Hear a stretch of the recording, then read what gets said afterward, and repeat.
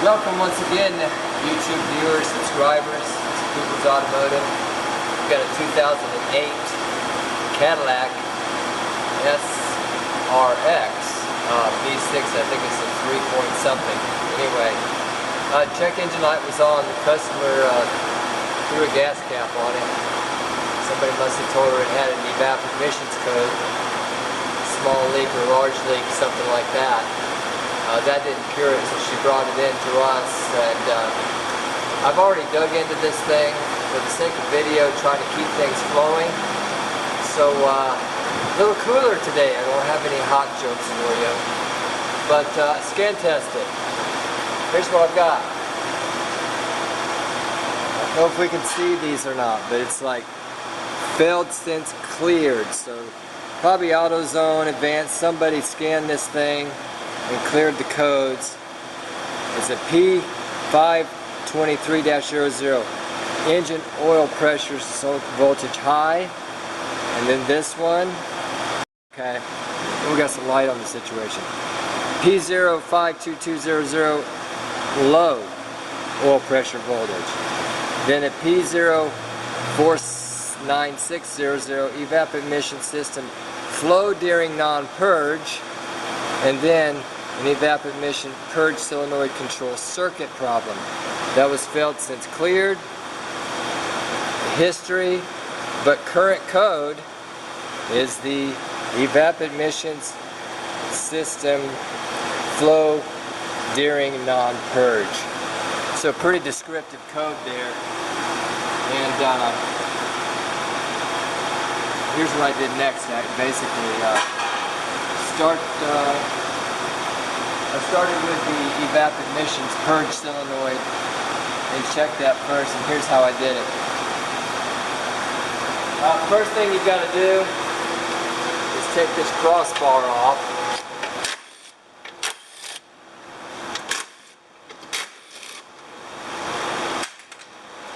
Get this thing out of your way.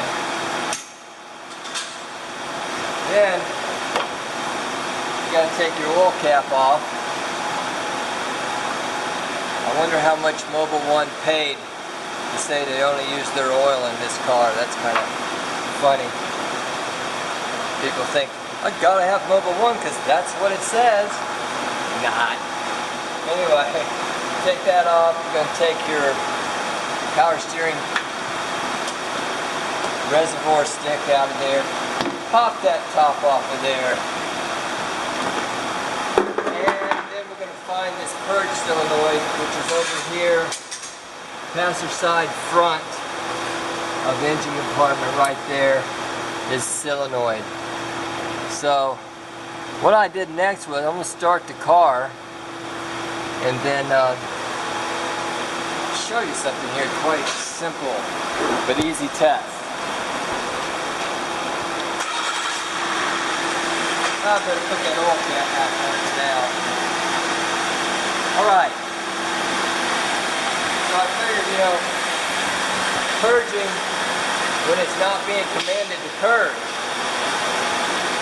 Commanded that solenoid is probably leaking internal. And push the clip in on the back side, take it off, and you can hear that sound. And it's actually being activated now. You put your finger over it and you can see there's vacuum on that. But you unplug it, it's unplugged. Now if you look again, I still got vacuum. That valve should be closed. We got a bad purge valve. Next, let's talk about this oil pressure code.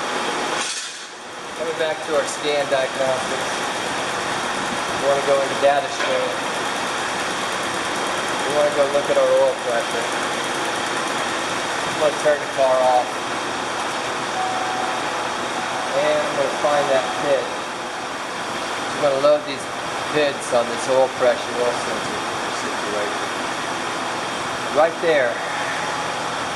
Engine oil pressure sensor, 128 PSI without it even running. Now Dave, stay on that. I'm just going to unplug the sensor and watch what it does.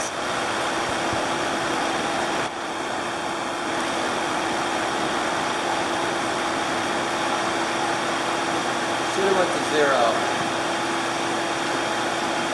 Dropping, dropping, dropping. It's rebuffering, it's dropping down. Now we got 0, well, 0.1. And I've already ordered the sensor. The customer's authorized this repair. You see 0 on that? Alright. That's cut and dry. It really is. You can bypass the sensor, read the high value on it if you want to. But that's a bad oil pressure sender switch. It's causing that. The other problem is the purge solenoid. You've got to change both of those. Okay, let's see where I was at. Yeah. So we got 0 right here.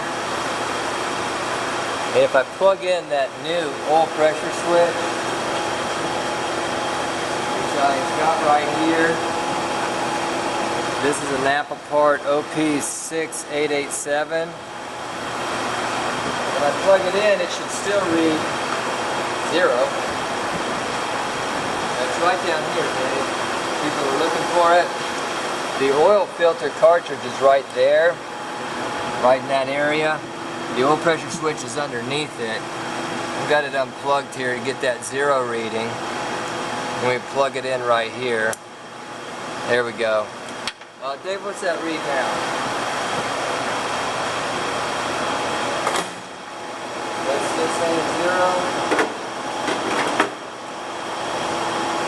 It's still saying about 3 pounds, but you got a little calibration on the sensor there. But staying on that, I'm going to take a little compressed air and I'm going to blow in the end of the oil pressure switch.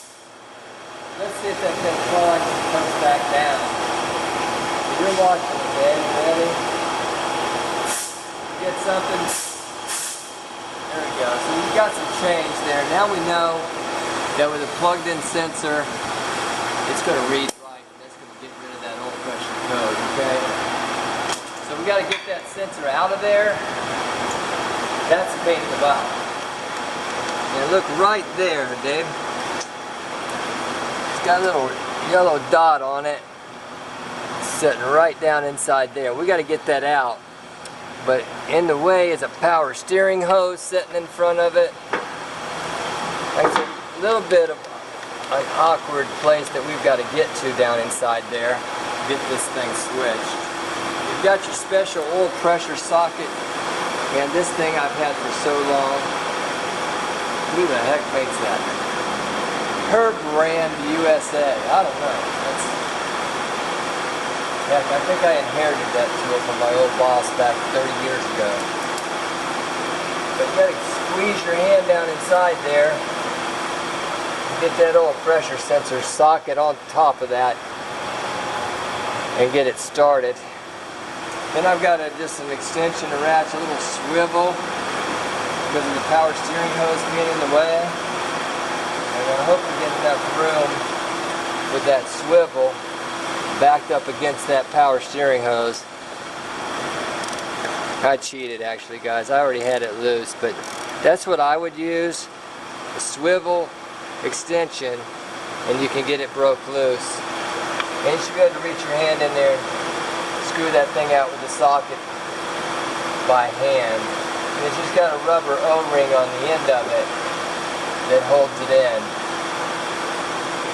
Once we get this changed, we'll go after that canister purge solenoid, replace that and show that. But there's the old one, there's the O-ring on it, and it is stuck in my socket. I'm going to bang it on the floor. So I've got it in there, new one. Going to be a little more heck of getting that socket off of there. And we're tied down inside here. Be careful not to cross thread that, boy. If you cross thread that, you're in a heap of trouble. So I think like the most of the way you can screw that in by hand. They don't have to be real tight. The O-ring's going to do all the work. I got it hand tight. Now we can get this ratchet, this extension back down there over the top of it. Okay, it's in, it's tight. See what it takes to get my socket out of there now.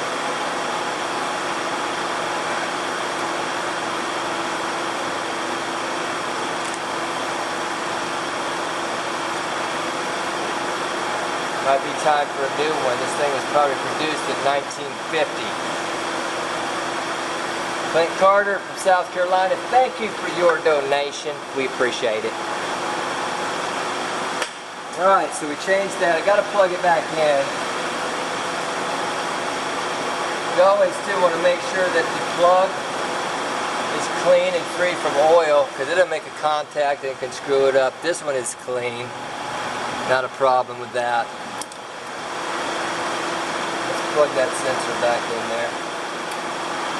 Alright, click it or ticket. The old saying about the seat belts, same thing with those. Over on this side, if the hood doesn't fall on my head, there's using your head, Dave.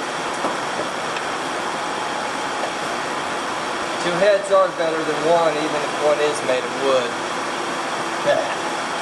Alright, purge, solenoid. Push the tab in, unplug the sensor, right there. It's mounted on a little rubber there, but it's also got a 10mm bolt right on top of the intake right there. Let's arc that against the battery, that'd be nice. Let me get a 10mm and take that out. Napa Carlisle Tools. Thank God it's loose enough to get out by hand. Put that right up there. Slide the sensor bracket off. There's your old one right there. There's a little push tab. Push it over. Slide your sensor out. That's the old one simply. Right, so we got a new purge solenoid here. Another Eklund product.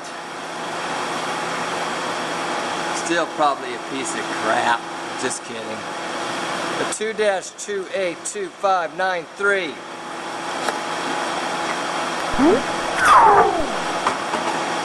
That was my sound effects. Dave will make it better. So there it is. The new bracket. Goes on just like that. So, again, we're just going to slide it on over that nipple. Don't say nipple. Oh, wrong pill. Anyway, that one. Find that 10mm that we threw up here. Get that thing started. Yep, we got the fans running again today. Like I said, it's not as hot as normal. Still humid. We had more rain this year in August than we've had in years. We got that tight, hand tight. I'm going to plug the sensor back in here. I'm going to leave that back side off of it because I just want to show you guys the loss of the suction coming from that when it is operating correctly. Bracket's tight. Here's our old part. Get rid of that. Airplane parts. Okay. Now I'm going to start it back up. See right there, folks.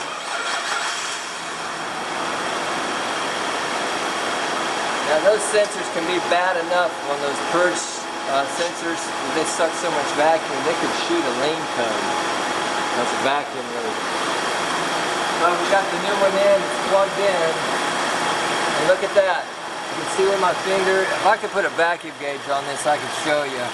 But we don't have any vacuum on that. Now we do, because it just started purging. See that pulling my glove? Alright, pulling my glove there. Now watch, I'm going to unplug it again. Stop it from thunkering. It's a thunker. Here we go. We got nothing, guys. Nothing there. No vacuum on it no longer. So we've taken care of that code for non-purge when it ain't supposed to be. Because that thing is sucking vacuum all the time. Who needs a scan tool when you know it's ignition's done? You need to at least be able to pull your codes. These things right here, I just want to show you the lock tab right there. It's kind of nice because you just push it in when you release it, and that releases it off of it and pulls it off. But when you put it on, all you got to do is put it on like this and lock it in place. Technically. There. Heard it click. We know she's in. And she's cycling back and forth, so that's good. Let's go take a look, Dave, at that oil pressure on that scanner and tell me what it's reading. Ready? Okay, that looks pretty awesome right there. Look at that. That's what it should be. About 30 pounds. If you rev it up, it's going to go higher. But you're not supposed to see 128 psi on that number right there when it's not even running. It should be 0. So we got it fixed right there. We've got a few things to button back up on top of it. We're going to grab that top engine cover. This one right here. I left it running for now. I'm going to clear those codes in just a little bit. Always note the codes on your invoices so that you know what the heck you came in for, right? So lock the cover back in, it pushes into the back. This is really a dirty Cadillac under the hood. Got to get a support bracket across the front of this thing because this is a Cadillac, which is loaded with power. So when you got somebody underneath the hood so they don't fall off, they need to hold on to this. Alright, I think those are 18mm bolts. Get them started right there.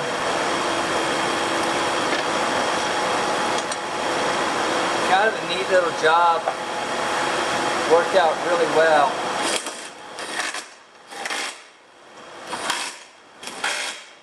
Okay, got them all tight. Take the light off. Shut our hood down here.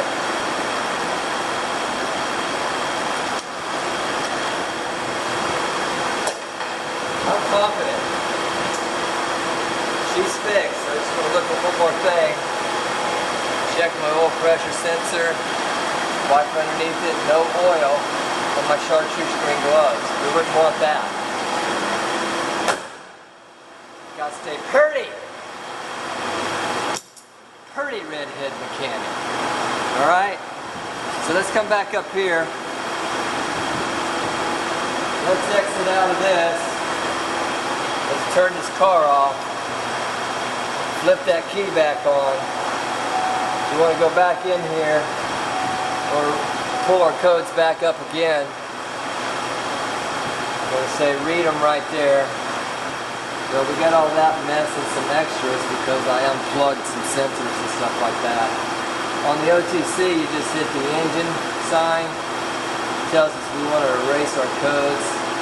Now it's going to clear them. It's going to come back. I believe it's going to retest and tell us no codes. Keep your fingers crossed. I didn't. Let's read them again. We can look at that. No. Diagnostic. Trouble codes. Like I said, obviously we cleared everything out. Drive cycles haven't run. If there's anything else wrong with it, the light's going to pop back on.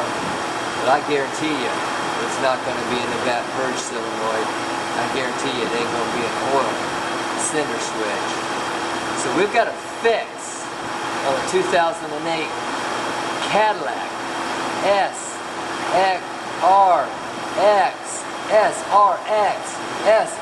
I'm a cheerleader. Alright? We got it. Woo! Fixed, brothers. Thanks for watching. Subscribe to our channel. You like what you see, like our posts.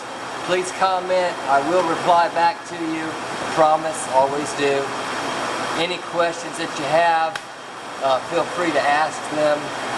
And You guys that have done these before, hey, if you know a better way of getting that oil cinder switch out of there, please send me a message on it. If you don't, comment, Tim, you did a great job. So thanks for watching. Stay tuned for more.